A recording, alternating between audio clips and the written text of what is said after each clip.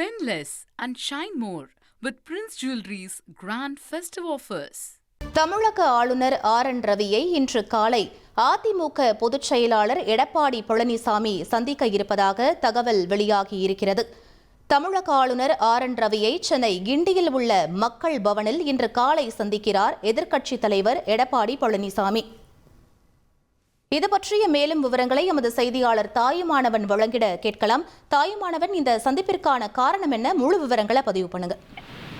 தமிழக ஆளுநர் ஆர்.என். ரவியை கிண்டியில் இருக்கக்கூடிய மக்கள் பவன்ல சந்திக்க இபிஎஸ் நேரம் கேட்டிருப்பதாக தகவல் வெளியாகி இருக்கிறது. அந்த வகையில ஆளுநர் மாளிகையின் தரப்பிலும் அதற்கான நேரம் என்பது ஒதுக்கீடு என்பது செய்யப்பட்டிருக்கிறது. அந்த வகையில காலை 11 மணி அளவுல இந்த சந்திப்பு என்பது நடைபெற இருக்கிறது. இந்த சந்திப்புல குறிப்பாக திமுகவுடைய மூத்த அமைச்சர்களாக இருக்கக்கூடிய துரைமுருகன், கே.என். நேரு மற்றும் ஐ. பெரியசாமி மீது ஊழல் முறைகேடு தொடர்பான புகாரை இபிஎஸ் அவர்கள் அளிக்க இருப்பதாக தகவல்கள் இருக்கின்றன.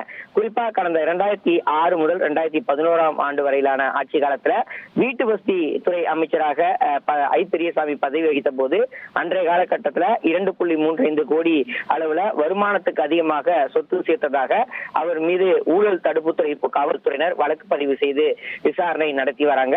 அது தொடர்பாகவும் அதே போல் துரைமுருகன் அவர்கள் கனிம வளத்துறை அமைச்சராக இருந்தபோது தமிழக மணல் குவாரிகளிடம் 4730 கோடி அளவுல ஊழல் நடத்தியதாக அமைச்சர் துரைமுருகன் மீதும் லஞ்ச ஒழிப்பு துறையில அதிமுக ஏற்கனவே புகார் அளிச்சிருந்தாங்க.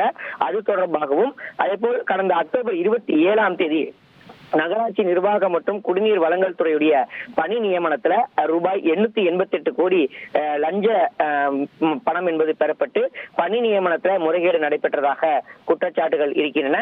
எனவே இது தொடர்பாகத்தான் இந்த முக்கியமான 3 அமைச்சர்கள் மீது புகார் அளிப்பதற்காக இபிஎஸ் அவர்கள் அந்த மக்கள் பவனுக்கு செல்ல இருப்பதாக தகவல்கள் வெளியாகி இருக்கிறது.